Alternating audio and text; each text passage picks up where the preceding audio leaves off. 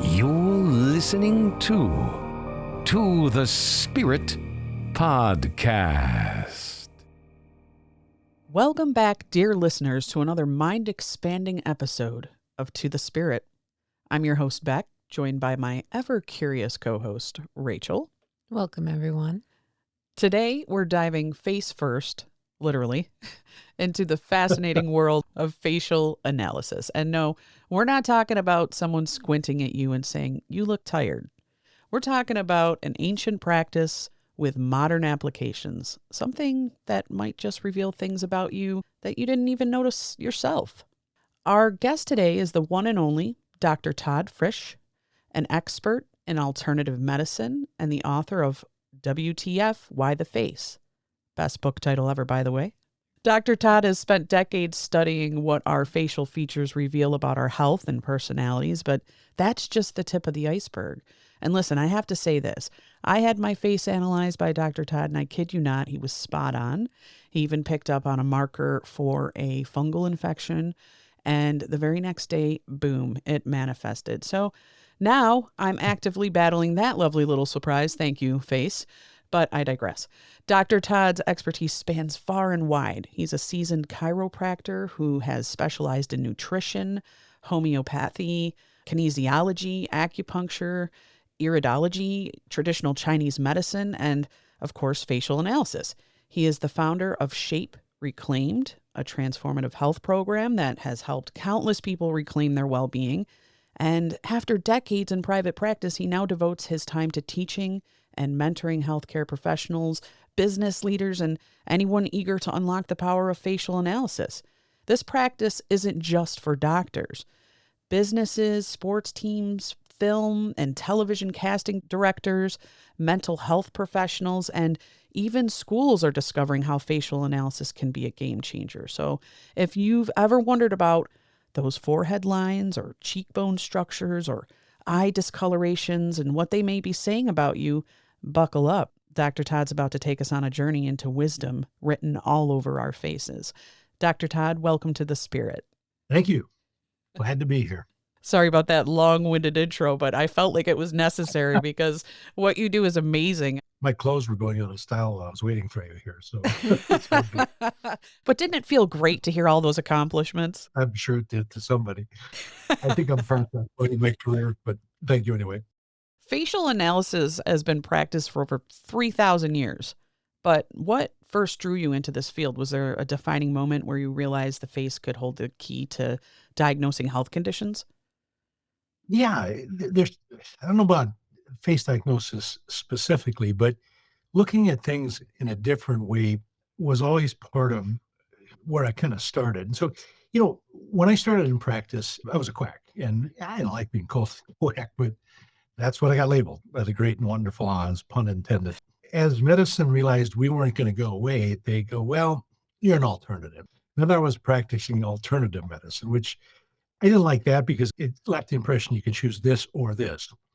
And then again, we still didn't go away. So medicine said, well, you complement us. So then we practiced complementary medicine, which was kind of interesting. And then for a short bit, we all attended CAM classes, which was complementary and alternative medicine. We were CAM practitioners. And then when it was obvious that we weren't going to go away and the public became very interested in us, we were now integrated into the medical system, and we were called integrative medicine. And we spent a lot of years there. Today, it's called functional medicine. There's the Institute of Functional Medicine. You can get certified. It's very involved, very in-depth aspect. And I hate that word. It sounds like a math problem, doesn't it? Just a little bit. So what I believe we are practicing and what we should practice is restorative medicine. Let's restore people back to a place they should have never left in the first place. So again, long run for a short jump there. But the real key was when I came to the realization that what I was trained in, as physicians, we're trained to ask what's wrong. And I get that. But it has some weaknesses. And the weakness was I had so many patients came to me, I knew something was wrong. They knew something was wrong. And yet all their tests were textbook midline normal. So I had this moment where I realized I need to look at this thing differently. And I began to think, what if I asked what's not right? And in my philosophical approach to things. You got to be 2/3 sick medically before something shows up in the medical test. That's a tad down the road. So when this moment came in my career, what's not right, I just took off and I studied everything I could lay my hands on. I studied Ayurvedic medicine. I studied, obviously, traditional Chinese medicine, studied astrology, found it fascinating, but I couldn't find the clinical connectors that, and maybe I didn't spend enough time on it, but I just believe there were things out there that could help me understand what's not right. And that was the genesis of why the face came from. It became board certified in acupuncture, traditional Chinese medicine. And that culminated in the book that I wrote with my daughter, Abby. And that's the book I used to make the assessment on both you, Rebecca, and Rachel. Functional medicine is amazing. I have switched and I've been working with a functional doctor dealing with health issues that I've battled for years now. And it's incredible how the results can just happen after the actual root causes are found instead of just treating symptoms. Yeah, certainly. And look, if you're diagnosed with cancer or some known disease, you want someone with a what's wrong mentality in your healing journey. But the problem was, it was always this patient that came in and, just a classic patient I had at the end of my career. This gal came to me, she was diagnosed with anxiety and depression. He was diagnosed with fibromyalgia, chronic fatigue syndrome, irritable bowel syndrome, which is such a strange term. Doctor, what does that mean? That means your bowels are irritable. Well, that Right. explains everything. She had these weird rashes that came and went, and she had insomnia. And every test medically was textbook midline normal. Just one look at her, and anyone could look at her and say, something's not right here. So when I made that shift to ask what's not right, it opened all these doors, and I began supporting the things that I felt were right. And that decision-making process was based on what I saw on the face. And facial diagnosis is not a new entity. I've got over 80 books on facial diagnosis. Now, the majority of them deal with personality, and that's great. And it helps me speak to the person. For instance, Rachel, and tell me if I shouldn't use your face as a diagnostic tool, but you're what's known as a bucket face, which means you have a thirst for knowledge, unquenchable thirst for knowledge. And when I would present something to you, let's say I'd recommended fish oil. And I said, look, I'd like you to take this fish oil, but I'm going to have to explain it to you because you got to know the reasons why, because that's your starting point is, well, why? It's a very good thing. So that high intellect that you have, that bucket quality, you love to put things into your bucket. And we like a pat on the back. I'm also a bucket face. So I would pat you on the back and say, I'd like you to take, this is the reason why. If I'm talking to, say, what's known as a fire face, they have a very angular face. They're like an upside down triangle. They're very sensitive. I don't point my finger in their chest and say, look, you got 4 things going on. You're in big trouble. You got to jump on this right now, or you're going to really have some problems. They're never coming back. What I have to say to this fire face, and the thing about fire is they're very sensitive. I'll say, look, you got 4 things going on, but we need to respect your sensitivity. Usually I suggest 2 or 3 things, but I'm going to suggest one thing. And let's do a half dose. Make sure your body says, I'm okay with that. And then we'll move on if your body tolerates that. And then a tear comes out of the corner of their eye because they go, oh my God, somebody finally understands me. When I teach other doctors, and that's a big part of my life today at this point in my life, one of the things I teach them is what I call a faith circuit. And how this works is you have to have faith in what you do. And the only way you get and maintain that faith is you have to continue to learn. Now, when a patient then walks into your office and you have this great faith in what you do and you shake their hand, they're going to pick that energy up and they're going to end up having faith in you. And once that circuit is completed, you got to be a schmuck to not help them. I say, listen with a better ear, think with a better mind, feel with better heart. And when that all engages, then the healing process can truly begin. Because if you don't have faith in your doctor, you're not going to get well. I don't care what disease you have. If it's totally fixable, if you don't have faith in that doctor, it's just not a good situation. I think that's with many professions in general as well. You've spent decades documenting facial features and their links to health conditions. What are some of the most surprising or consistent patterns you've discovered?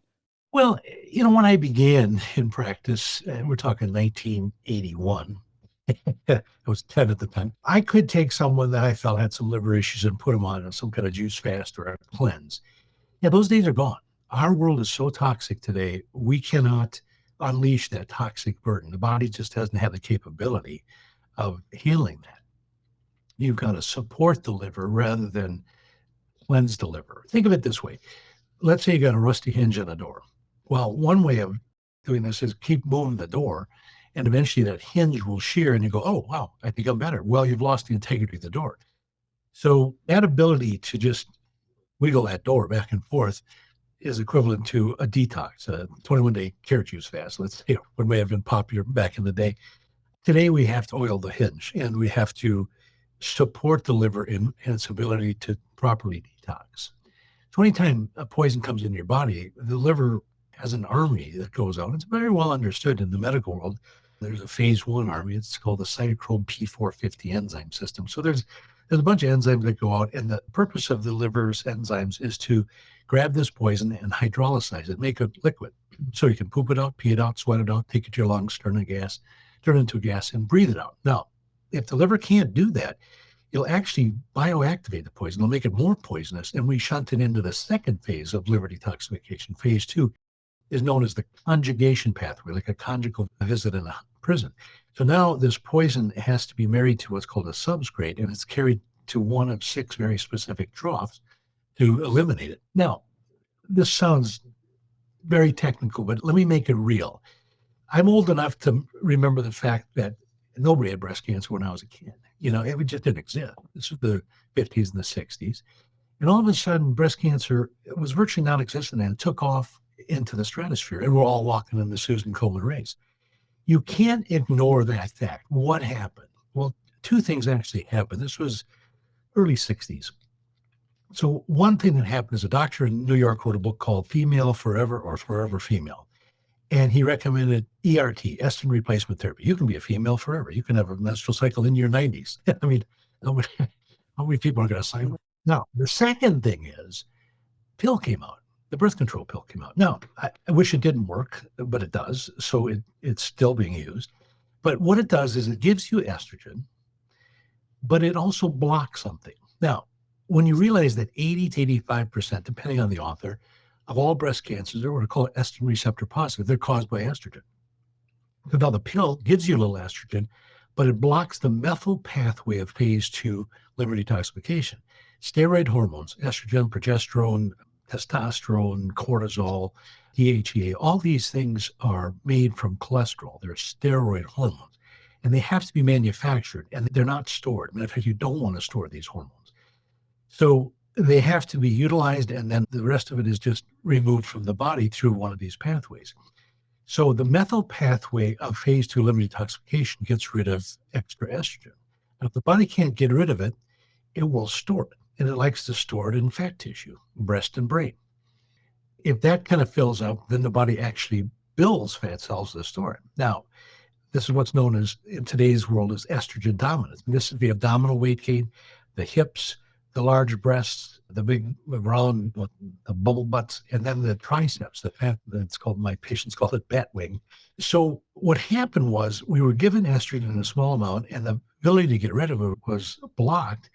And now all of a sudden, all this breast cancer came to the surface because we couldn't get rid of it because of the birth control pill and the use of estrogen. And that doesn't even get into the estrogenic compounds. They're called xenoestrogens, the plastic. And then we made microwaves and we nuked our plastic in the microwaves, leaching xenoestrogen into our food.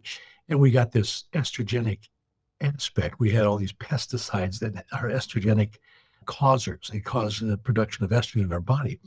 And all of a sudden, men develop breasts. They call it gynecomastia, man boobs, and boobs, some doctors call it. And then the breast cancer went epidemic. Now, why isn't that on the front page of every newspaper? Should be the first question. Yeah, that lawsuit would destroy the economy of this country, probably the world. So you're never going to see the truth come out on that. Kind of sinister, isn't it? It really is. I heard you say that you did study astrology as well. Beck and I are definitely into astrology, and I am very curious to know what your sign is. Aquarius. Didn't you know it? She always has to ask. I love it. She asks our guests what their astrology sign is. The air signs are fabulous. Yeah, we're both Pisces. I studied it, and I couldn't make it work repetitively from a physiological standpoint. So I abandoned it. I'm not against it in any level. I've had too many people that are very gifted in it, inform me of things that there's no way you can know that, but of course we do. The same thing happens with facial diagnosis. And matter of fact, we all do facial diagnosis. You look at somebody, a friend, you go, you okay today? Something bothered you? What did you see that day you didn't see in a previous day? And this is what facial diagnosis is based on. Abby and I just put legs to it. When you see this, it means this. And it just happens to be very accurate. I get a lot of woo-woo comments that this is woo, this is strange, this is odd. If you do astrology, that same comment. But that's all fine until you have it done. Then you go, whoa, how could you possibly know that? And, Absolutely. it is stunning. But again, we all do it. It's like when we invaded Iraq and they had these green highway signs with these little scribble marks on there. And I go, what is that? Well, it's Arabic. And I don't know how to read Arabic. But if you teach me how to read it, I can get from A to B somewhere on the highway system in Iraq, but I can't read Arabic. Face reading is really just another language or system that can be learned. And in fact, we have a course you could take and become very adept at it. And it's really quite simple and profoundly accurate. That's the cool part of it. What is your opinion on people who use Botox and fillers and get facelifts? How does that affect that person? Yeah, so this started with the whole theory of anti-aging medicine, and there are anti-aging doctors out there. I'm somewhat appalled by that. Look, I don't like my body crapping out on me. I'm 72 years old, and I have spinal stenosis. I played basketball in my 50s, and now I've got arthritis riddling my back, and I can't do some of the things I once did. But I honor the aging process. I love what has happened to my brain as I've put all this incredible wisdom into my system. And it has made me a better person, a better husband, a better father. And I enjoy that. Look, every time you look at a mirror, you hate yourself, get a nose job. But the rest of it, I got a little bit of a problem with it. I'm wondering what's going on. I was doing a talk out in Santa Monica, and there were two ladies that wanted their faces read, and I couldn't do it. And I said, look, I can't do it. You've had too much work done. The facial features are missing. And they said, we didn't have any work done. And the whole crowd, about 70 people, that broke into laughter because it was obvious. I couldn't tell if these gals were 38 or 68. And, their breasts were very perky and there was no emotion on their face. They were unreadable. So, look, if that's your choice, that's your choice. I honor that, but I can't get the diagnostic value of what happened in life that helped make you who you are, but also could have caused some problems. There's nothing good or bad with facial diagnosis. It just is. If you have liver weakness, that could be an inherited from an alcoholic father, or it could be you drink too much, or you live in a very toxic world. There are all these kind of things. It just gives us an opening in which we can then move through.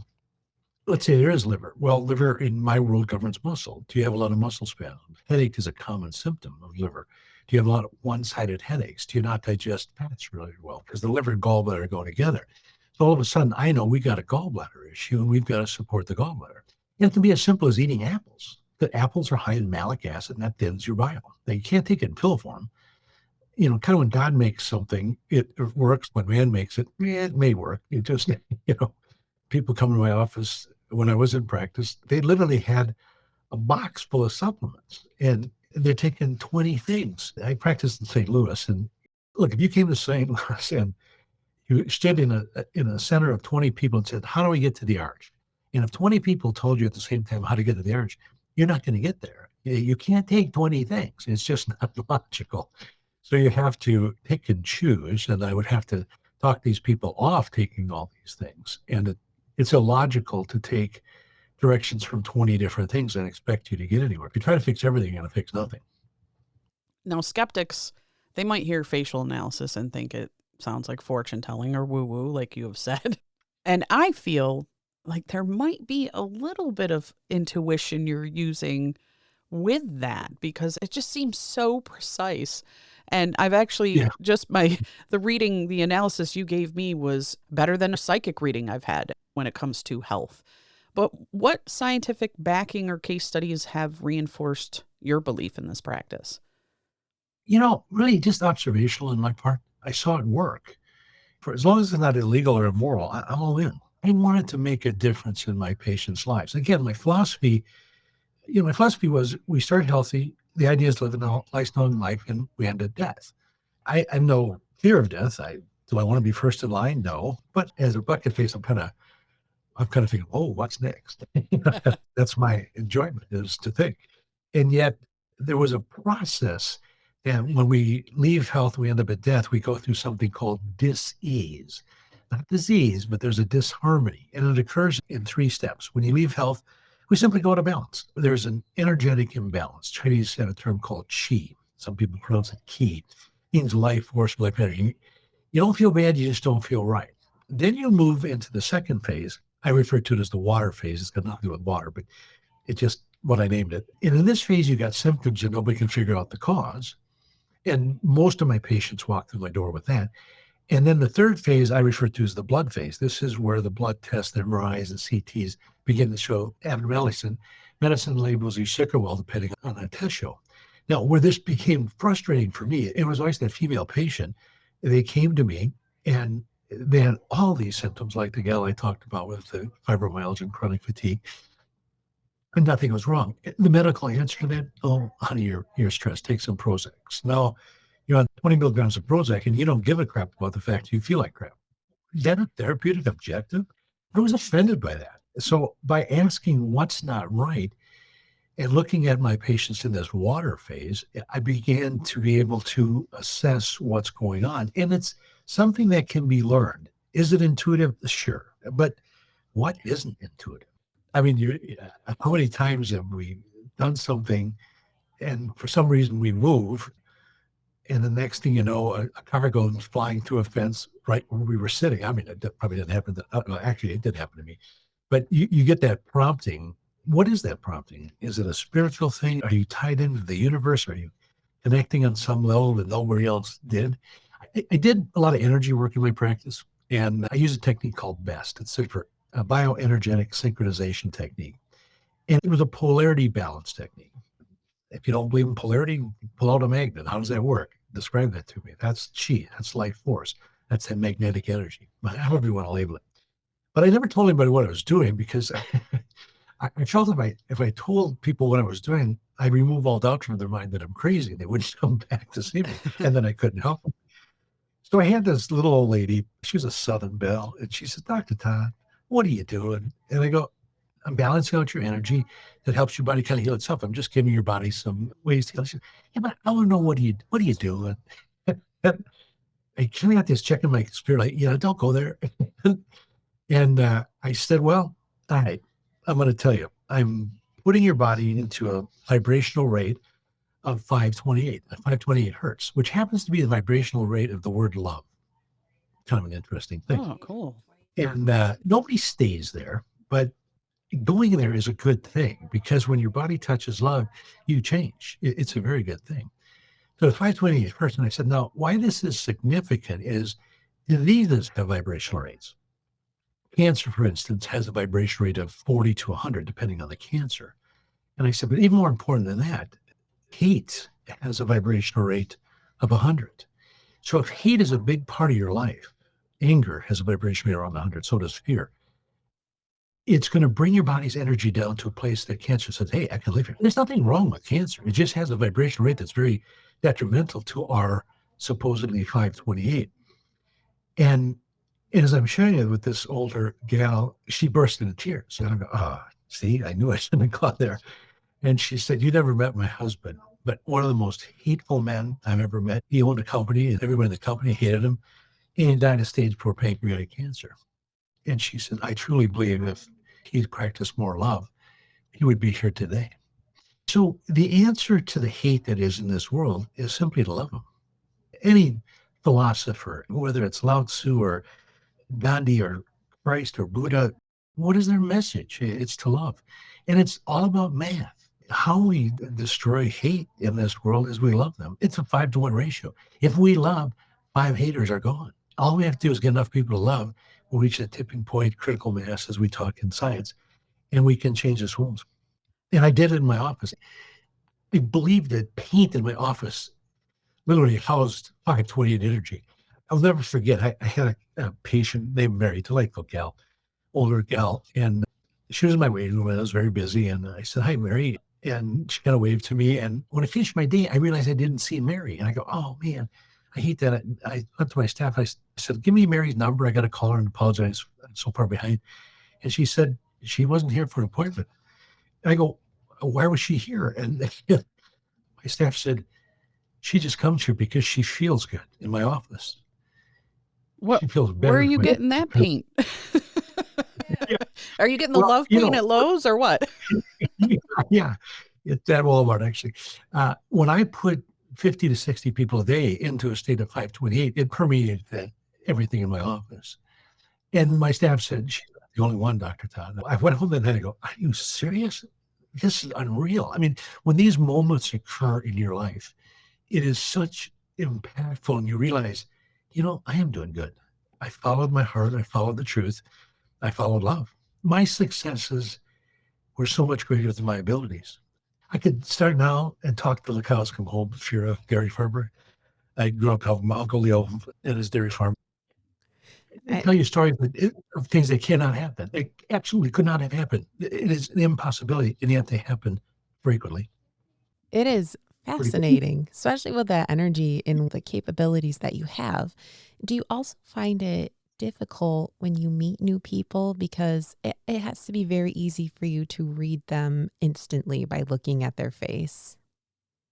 Yeah, it is. In the beginning, as I was learning this, my wife thought I was looking at other women. And then she noticed I was also looking at other men. And she, what? But isn't it a good thing? If you're psychic, if you're intuitive, you're empath, what's bad about that? There's nothing bad about that. What if you can speak something into someone's life? If you meet someone and you say something to them and they were about to kill themselves and you spoke into their life and they chose not to kill themselves and they had a child and then that child had a child and that fourth child then had a child who grew up to be president of the United States, and at the brink of nuclear disaster, he stepped in and changed the course of the world because you spoke 5 generations previously to someone that they didn't kill themselves. My mother used to say, "Oh, you're talking gibberish." I love that term, gibberish. My comment is, they know we haven't already done it. That gave me That should make, chills. that should make the hair on the back of your head stand up. Absolutely, You it know, did. And I also feel that if you're given this ability or gift, that you should be practicing it. You should be using it to help others and be of service to others. Mm. Yeah, it's biblical. Put your light under a bushel, And it's just, we need to be the light. We have to be. There's a great story I read. There were these missionaries. They refer to themselves as the one-way missionaries. And they actually packed their belongings in a coffin because they knew they were going to go share their belief to parts of the world that didn't know it. And there was a particular missionary named A.W. Milne. I don't know if he was related to A.A. Milne, who wrote Winnie the Pooh, but he decided to go to the New Hebrides. This was, these were head-shrinking, kind of interesting people. These men, they were only men. It's not a sexist statement, just it happened to be factual. They were just men that did this. He went to New Hebrides and he taught love for 35 years. On the tombstone, what they chiseled on his tombstone, they stated, when he came, there was no light. When he left, there was no darkness. Oh, that's beautiful. Wouldn't you like that chiseled on your tombstone? I would. Oh, yeah. Hey, Spirit Seekers, enjoying the show?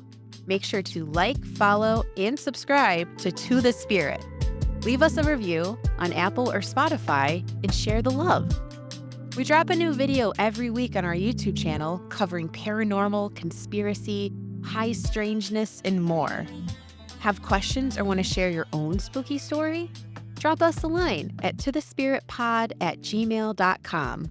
Stay spirited.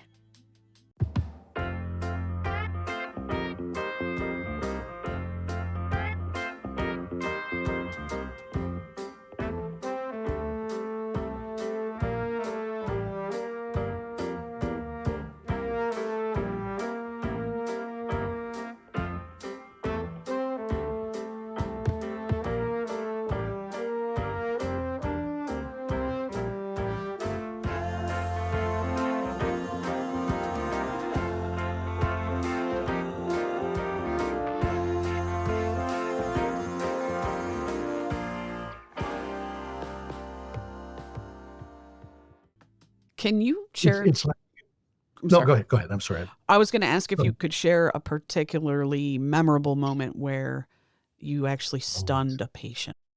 I respect that question, but I'm going to answer it a different way. I'm going to talk about me being stunned. So I had this little old lady come to me. Her name was Evelyn. And she had to take a bus to my office. And she had some weakness in her legs. And I was young and brilliant. And only one of those adjectives was, in fact, true. I was, in fact, young. And I applied my trade very well. I really wanted to be very, very good at what I did. And I was very thorough history taker. So now, this is 1980s. And taking the history, I noticed on her form, she wrote down in the 1960s, 1964 to be exact, she had glioblastoma. Now, glioblastoma is a deadly form of brain cancer. Survival rate is 0. If you live 6 months, you're lucky. And I said to her, I noticed here you said you had glioblastoma. This is a pretty aggressive condition. And obviously, you're here a decade and a half later. Obviously, it was an incorrect diagnosis. And she said, no, that was correct. And I took a little more history and I went back a second time and I said, look, you need to understand this is an aggressive cancer. The survival rate is virtually 0. So you must have, it obviously must be misdiagnosed. Miss so-and-so, I said. And she said, no, that is in fact what I had. And so now I come back a third time and I said, now, Evelyn, and it's no longer Miss. And Evelyn was, she was that era, the white gloves after Easter kind of era. You know, she had her little white gloves in her hand. It was after Easter. And you don't wear white gloves until Easter. You wore dark gloves. Couldn't understand the whole system, but my mother was that way. I said, you need to understand the gravity of the situation. There's no possible way. Obviously, you are incorrect. You're not telling me the truth. And she leaned forward with her gloves in her hand. She said, Sonny, I'm an educated woman. She said, I got the diagnosis. She said, I was a librarian. She said, I studied what the disease was. And she said, I understood the gravity of the situation. She threw my words right back in my young and brilliant face. And she said, I knelt in prayer that night and woke up the next morning and I decided not to participate in the disease. And she died in her late 90s quietly in a nursing home of a disease that there is no cure for. That is amazing. That's a moment that will change you as a physician. Yeah. Yeah. The word moment, it's not nanosecond, it's not millisecond.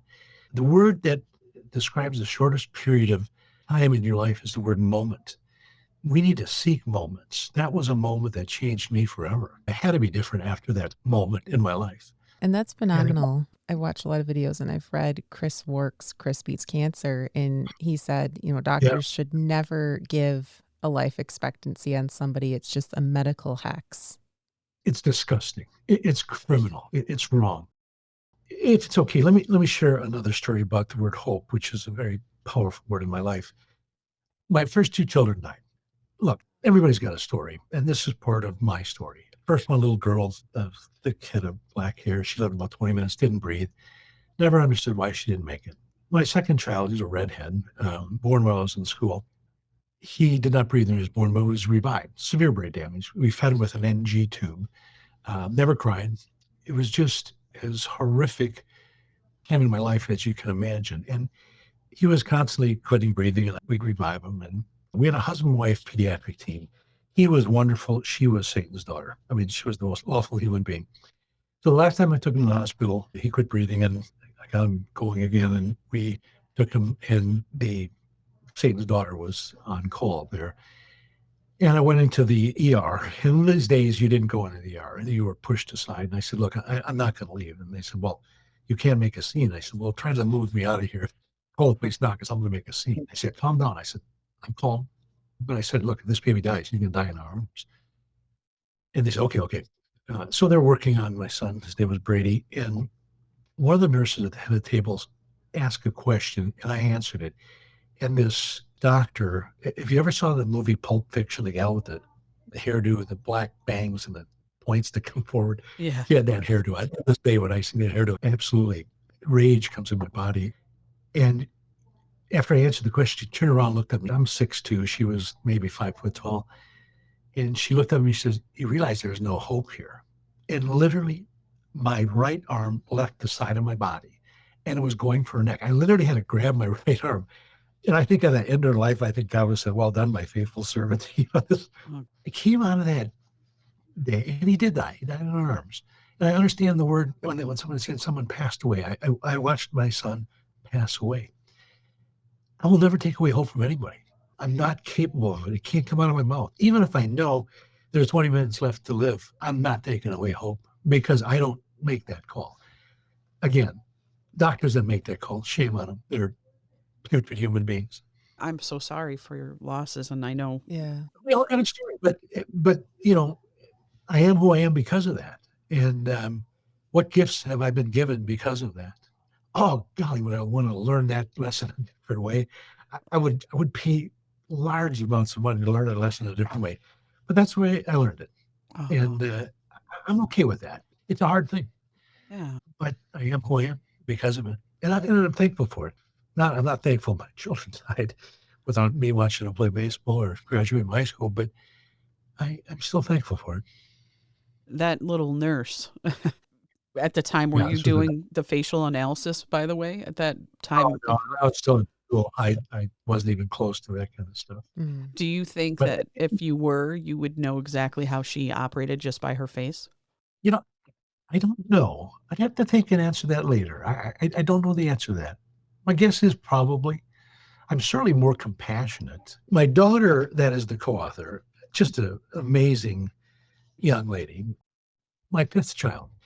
So after the first two died, I had a little girl named Casey, and then I had a son named Toby, and then I had Abby. When I look back at it, Abby probably wouldn't have been on this earth. Toby possibly, but I don't think I'd had 5 children. So on page 105 of my book, we chopped the book up with what's called life lessons. And this is life lesson number 8. Facial diagnosis changes how you see people.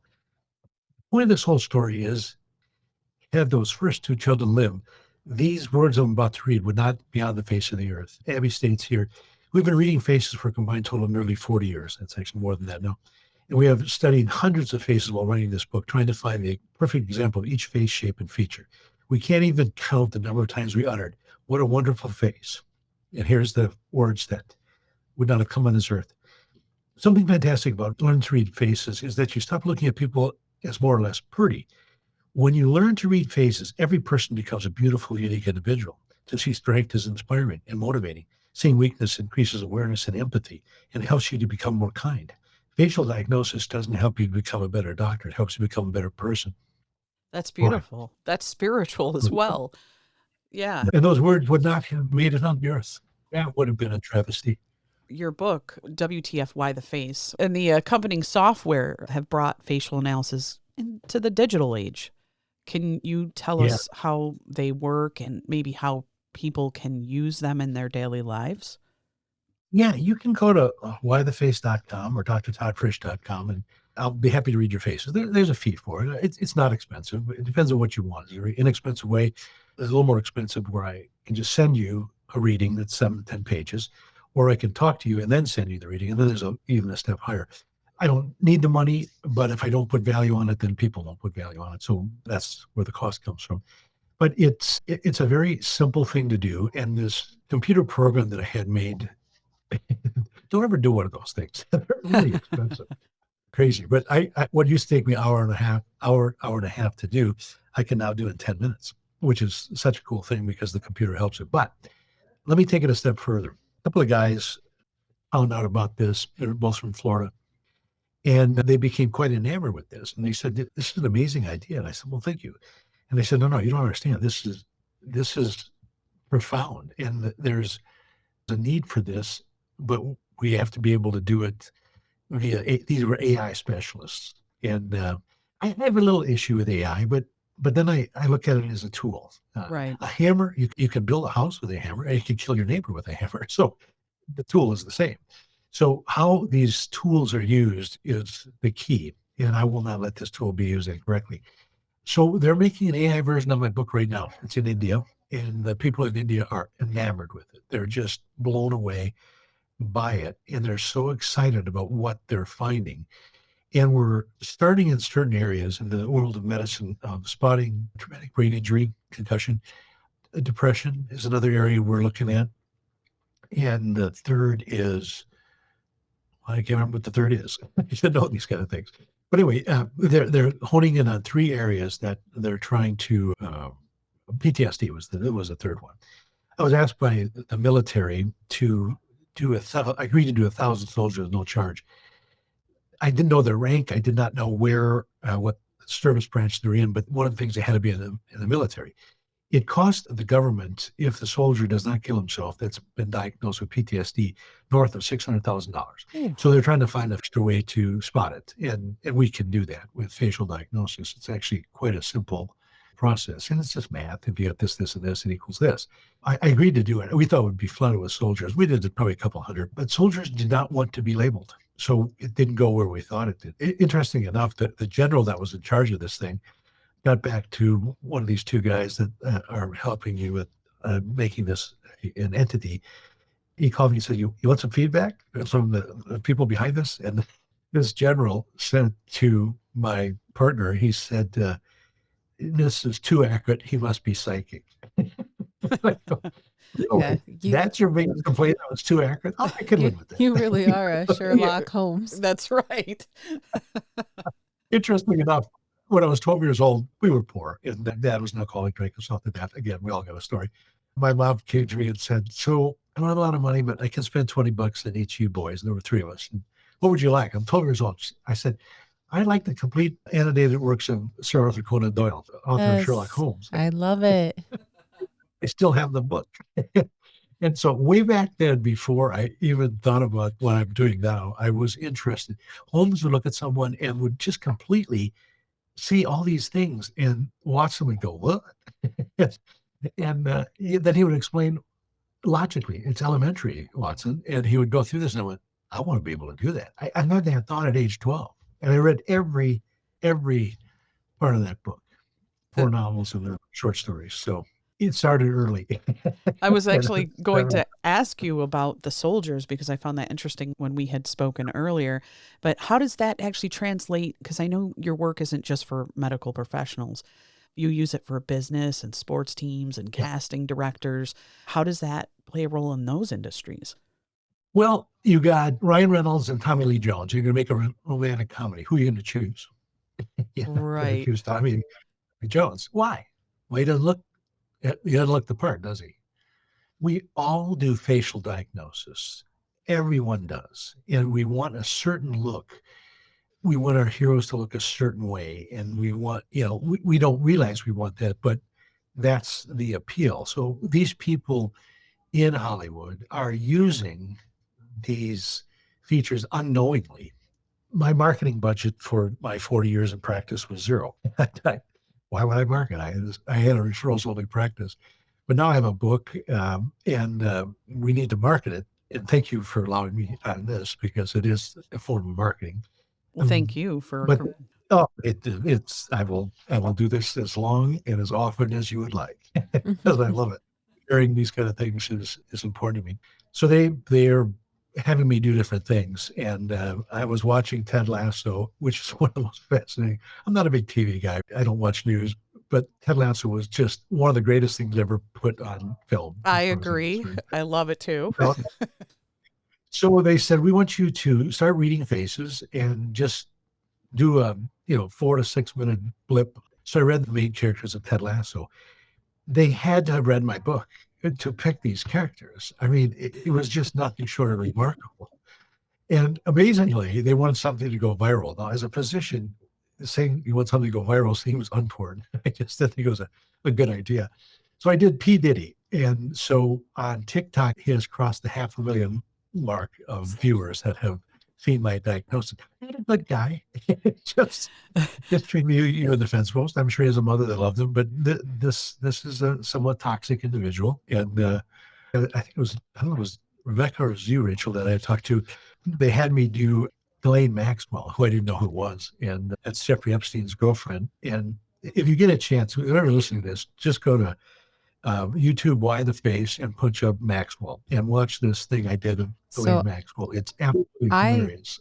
I watched it, and when Yeah. you covered her right side and revealed just Oh, the left side, before you even said it, I got a chill and I said sinister. And then you said the exact same thing. It is so scary just showing that left side of yeah, her face. it is. It is. And that's the interesting thing. The right side of our face is what we show to the world. It's our public persona. It's our mother's influence. The left side is our true and our private self, and it's our father's influence. So if you see something only on one side, there's a gender specificity to it. So this is where you can make such a difference. And, you know, I think where facial diagnosis is going to take off is in the world of psychology because they're open. Medicine has to have their double blind studies. And with double blind is the word blind. They become blind to things. When the truth is known and they still don't accept it because they've been taught something that they believe so vehemently that they can't accept something that's more true or more correct. So psychology, hey, the mind is this open field. It's like science fiction. It's anything is possible because you can just make it up in your mind. But I really believe we're going to make a difference. And I had a situation once where I was lecturing a group of people, and it was to the public. And I said, look, I'm not here to answer your personal health questions, so please don't ask those things. And some lady raises her arm, left arm, she pulls her shirt down, and there's this hideous, horrible looking left arm. And she says, Dr. Todd, I have this rash. And she shows it. And it started 4 years ago. I've tried everything, and nothing has helped it. And I'm looking at her, and I know what's going on. And I said, look, I'm not here to answer questions, so we have to ask your doctor. Well, my doctor in Chicago sent me down here, thought you might have some examples. And again, I get this check in my spirit, like, don't go there. And I said to her, let's talk at the break. And she said, I think everybody here would be very interested. I said to her, you've been diagnosed as depressed, have you not? And she said, I have. And I said, medication didn't work, did it? And she said, not only did it work, it made me worse. I said, well, I don't think you're depressed.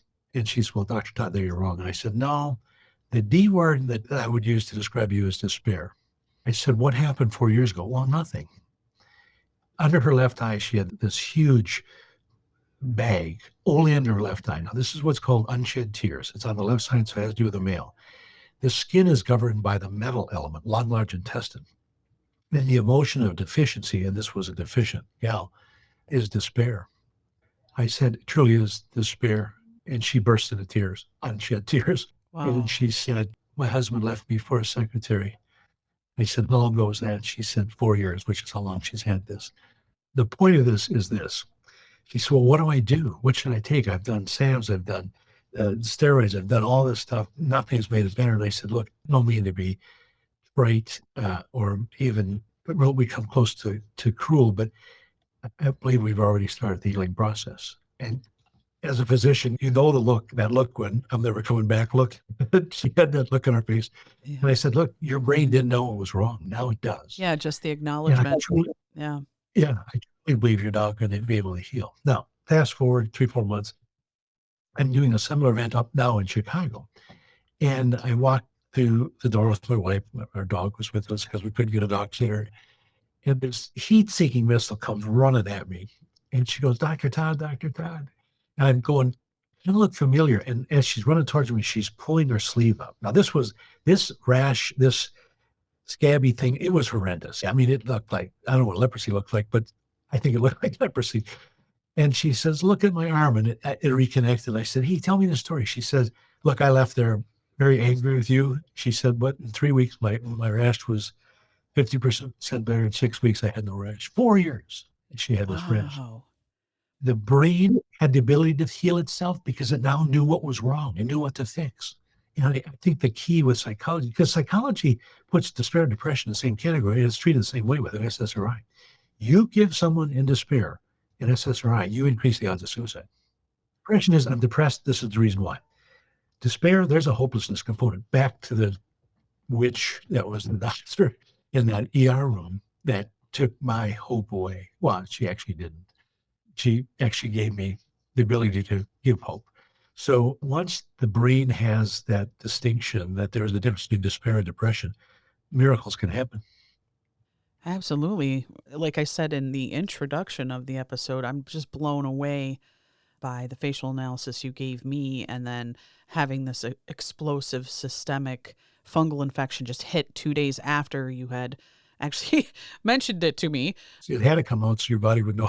Now you know what it is. It's actually a good thing. Well, I was going to say it was scary to know how long I had maybe been carrying that, and now making the appropriate changes to my diet and my supplements that I need to do to take care of that.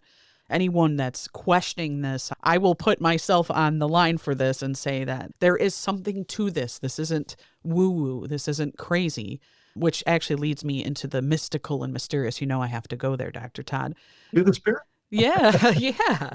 Do you think that facial features could carry over from past lives? Have you ever looked at someone and thought, you totally would have been a medieval knight or a Victorian poet? Well, I would describe it more as a transgenerational curse. I Oh, think they exist, and we can stop them. We can make a difference in the past and in the future. We have can change our children by dealing with transgenerational curses that are affecting us.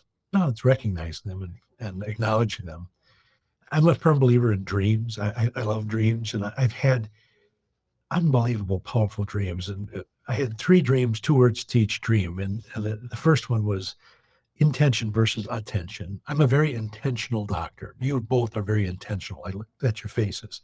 You do things with intent. So what drives your intention is what you pay attention to. So as a guy, if you go home from work and you spend 3 hours before bed watching pornography, what do you think your intention is going to be when you see some cute little waitress? I don't think it's a good thing. So we need to pay attention to what we're paying attention to, because it'll drive our intention. Intention is the key. My successes were so much greater because I was very intentional. I gave someone a product, fish oil, with intention. It made that product more powerful. If I get a company that makes a product intentionally, and then I double down with that. So intention, attention. The other one was information versus affirmation. Most of us in life seek affirmation. You two do not do that. You seek information. Now, you go woo to a lot of people, but you're seeking information. Affirmation is learning more and more about what you already know a lot about. Okay, you become an expert, but it will develop blind spots for you. You must continue that thirst for knowledge. Now, I'm a bucket face, so it comes with the territory. But the last one, the voice in this dream, this was James Earl Jones 10X. This was the voice of God. So the last dream I had, 2 words, said, you need to sit down. and the voice said, I'm going to teach you. Whether it was a voice and energy, I don't know. But I'm using words to describe what happened in that dream state. And whether they were words, I don't know. This is how, the only way I can explain it is this way. He said, I'm going to teach you the sweet spot of life. And that is exactly 1/2 distance between ignorance and arrogance. You don't mind being ignorant, because I got books and I can learn, and I'm a bucket face. I love to learn. Sandy, I'll be touched on arrogance more often than I wish I could have. But if you can land 1/2 way between those two, that is the sweet spot of life. amen to that. I like to land halfway between those two. I don't mind ignorance. I have disdain for arrogance, and I try not to be that way. I have to agree with that. Have you ever seen someone's facial structure shift after a major life event, like a spiritual awakening or a paranormal encounter? Absolutely. That's going to be And scary. not only does the face change, it should change. Yeah. It's important because we're not stagnant. Look, if you're not moving against the current, you're not leading a worthy life.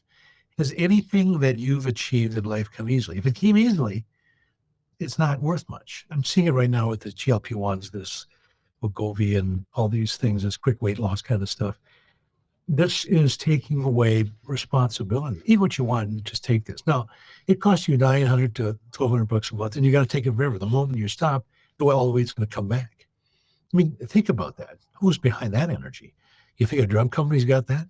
In medicine, we doctors want our patients well. The next step up, they want them to be well, but they want them to have some profitability. The step above that is sinister. They don't want a healthy person. They want a profitable person. And that's where I think Robert F. Kennedy is going to come in and slap the snot out of these people. And it's Yes. going to change. Now, there's people that don't like him. That's fine. I happen to like him. I read his face and what's known as an iron face, strong, stable, stubborn. Give him a job, he's going to get it done. You can relate to this, I can. Rebecca, because you're so diplomatic in things he's interested in. He's interested in things that we need to show interest. I'm excited about the future. There's a lot of doomsday people out there. I'm going to do my part to make love come to the surface, get that 528 energy out there, and let's see what happens when enough of us shift to 528.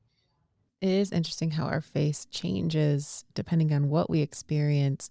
But I also think it does have an effect because you can see people and they could have been good, but then depending on the choices that they make, if they keep making Yes. bad choices and the way that they transform, they do have a more malevolent look to their face as to somebody you can tell that they're a very caring, kind person and they evolve and they have like this radiant look upon their face as well. Yeah. I always tell my kids, what does it cost to be kind? Yeah. It's a simple thing. Kindness is such a good thing. And I would tell my staff, I said, don't judge somebody who walked through the door. They don't feel good. They might be a little cranky. They might be a little short with you. Don't judge them. Now, if they stay that way the whole time under my care, go ahead. Your judgment would be correct. But for the most part, when somebody doesn't feel good, they're different. When somebody feels better, they're different. So, to be part of that process was always a big part of my treatment goal. Even our founding fathers of this country, in our Declaration of Independence, all men are created equal with certain inalienable rights. Among them are life, liberty, and the pursuit of happiness. Find me one other country in the history of mankind that wanted their people to be happy. Right. I find that profound. John Gunn wrote a book called The Art of Joy, and he says he believes it is the goal of every person to be happy. It's never a goal in medicine. We're taught lots about depression and anxiety and all those kinds, but never with a singleness of thought that we'd like our patients to be happy. Shouldn't that be right at the front? Absolutely. Yeah, and we miss it. We miss it. The functional doctor that I see, I think it's incredible that one of the things he tells me, make sure to be happy. And that is just Yeah. a wonderful thing to have your doctor tell you. Yeah, it is, isn't it? And then we hear people say, I'll be happy when. I say it in a kind way. I will say, excuse me, why aren't you happy now? Well, I'm happy now. I go, no, you say, I'll be happy when. Those aren't good words. And the words we speak will change everything. Back to this little Evelyn. I chose not to participate in the disease. She beat a form of cancer that's not beatable. So But amazing. Yeah. Yeah. Died in her sleep. Wow. Given how Powerful. technology and diet and lifestyle are changing, do you think human faces are going to look significantly different in 100 years? No. Oh, okay. Why should they? No, all faces will change. My daughter, she's an artist. There's an artist named Mary Engelbreit. She works for Mary Engelbreit. She's an internationally famous artist and very cutesy Americana kind of stuff. And Casey is one of her artists part-time. And Casey's a fireface, very sensitive, she's an artist. It makes me crazy because she thinks different. I love her, but I can't think like she thinks. And she and her husband decided to buy a coffee house. And they asked me, Dad, is this a good thing? We come look at it. And I go, well, it's a nice location. Food is horrible, but you're foodies. You'll do great. But you have to be the face of this franchise. It wasn't a franchise. It was a single store. I said, if you're going to be an absentee owner, you're going to die. You're going to lose your money, and it's going to be bad. And they did just that. They changed the entire street. It was kind of run down, and all of a sudden, it's this vibrant new shopping area. All these shops came up, and it started with this little thing called the Mud House. We were talking. She said, Dad, developing jowls. I hate it. Like, she was a very upside-down triangle, very sensitive, very long fingers that you'd expect in an artist, very delicate features. And I said, you're not having jowls, you're developing jaws. And the jaw is about determination and leadership. And I said, you've thrust yourself into a position where you now have many people working with you in your company. You have to take care of them. You have to provide this and that. And I said, you're becoming a different person, and your face is now showing that. And she just looked at me like, really, Dad? And I go, yeah, sweetie, that's how it works. And That's okay. As I said, not only does it change, it should change. It doesn't change, you're going downhill. Have you Yeah. noticed patterns in romantic relationships where certain facial types naturally gravitate towards others? The people that are trying to, I'm a physician, so I look through the eyes of a doctor. And so when these people were very enamored and wanted to do this AI version of it, I said, yeah, doctors would love this. They go, you're not thinking this through. How about HR? How about coaches? How about dating sites? And I went, wow, I never thought, and I wouldn't think that way because not part of my ballywick, as they say. So I've been putting some thought to it. Yeah, I think it could be huge. I would have to let it float in my brain long enough so I could let it become something more than it is. Certain faces, like I'm married to a king face. They're strong jaw. They're natural leaders. See both sides of an issue. Tend to be very fair, but they like to have their own way. Get a little cranky if they don't get it.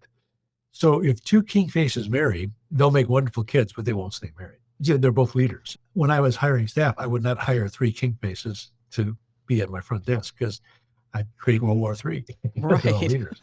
Oh, wow. So HR, you want that plant manager to be an iron face because he's strong, stable, stubborn, gets the job done. But he will take people with him. An iron face has that ability to bring people up with them when they have success. The king face will also have success, but there'll be bodies slew. Not intentional, but they just get the job done and blast people out of the way while they're getting to their goal.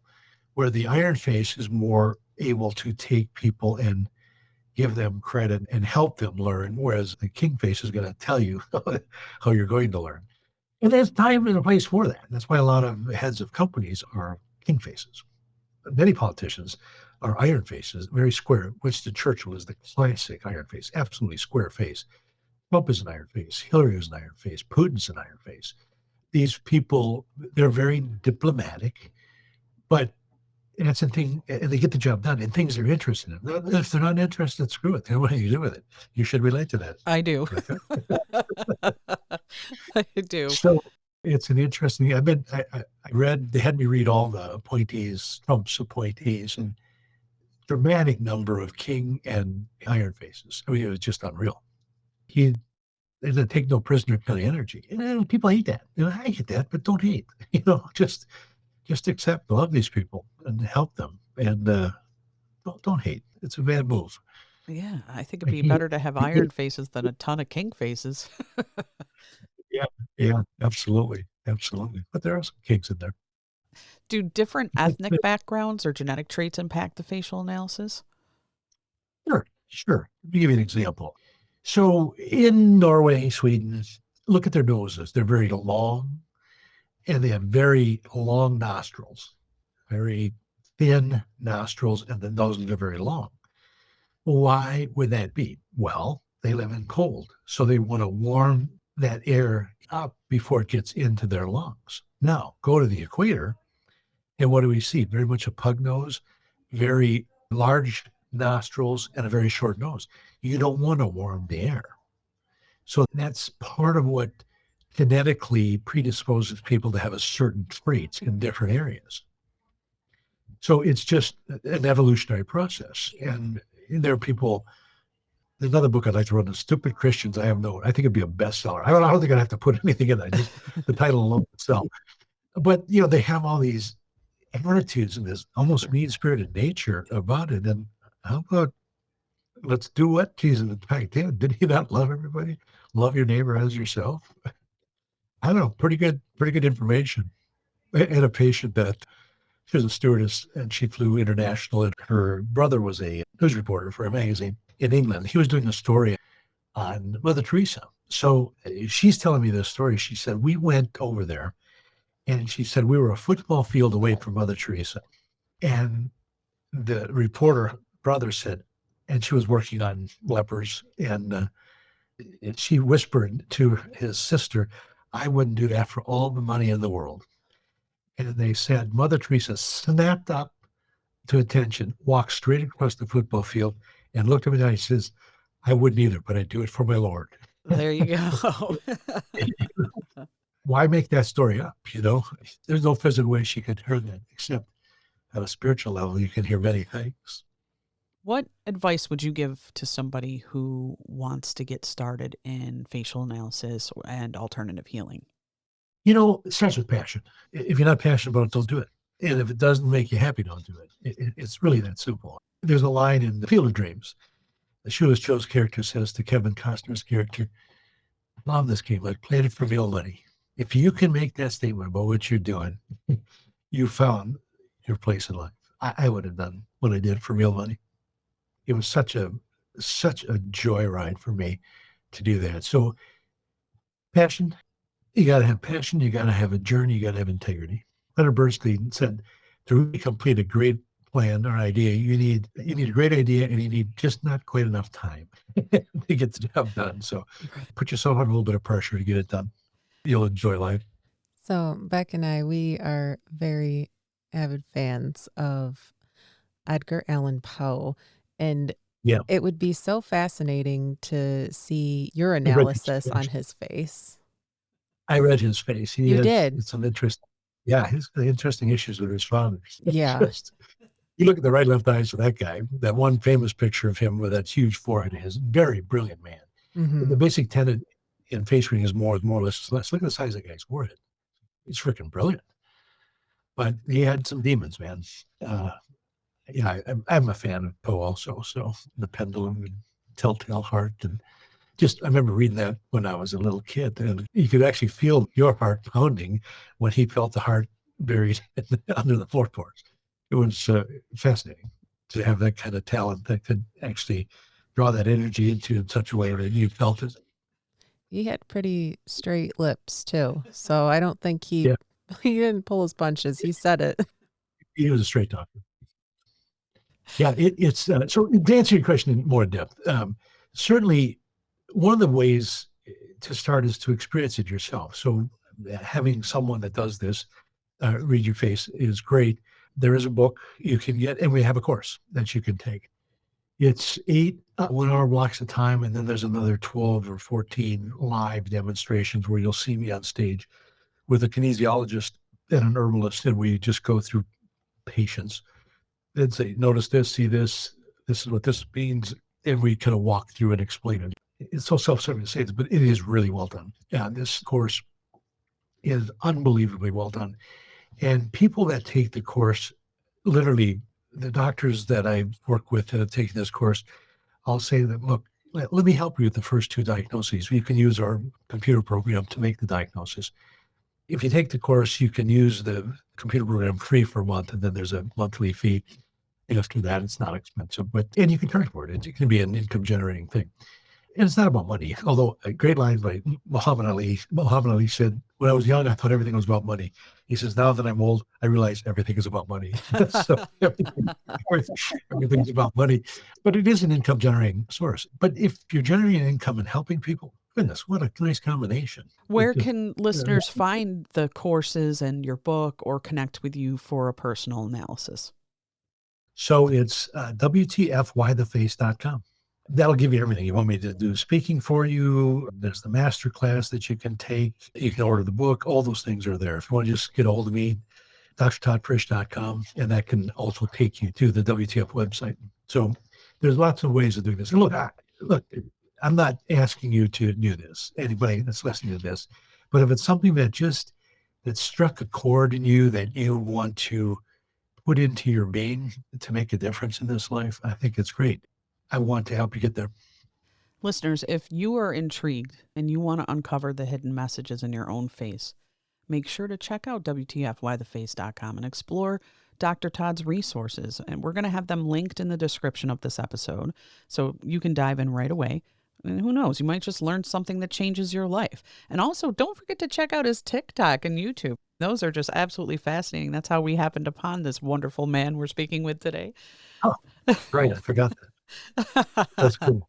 I enjoy this. Anytime you have something that you think can make a difference in someone's life, don't you want to share it? Yes, and we loved having you. We'd love to have you again. You're so fascinating. Yeah, just so easy to talk to. I think he's pretty fascinating too. Hi, Linda. My teammate's wife just gave you. Well, that's it for today's episode of To the Spirit. If you've loved this discussion, leave us a review, share the episode, let us know what is your face telling you. Until next time, stay curious and keep looking beyond the veil. To the Spirit Podcast. Supernatural Science I'm ghost. Psychic Mystic Spirit. Divine Source Heaven The Dead. It's magic.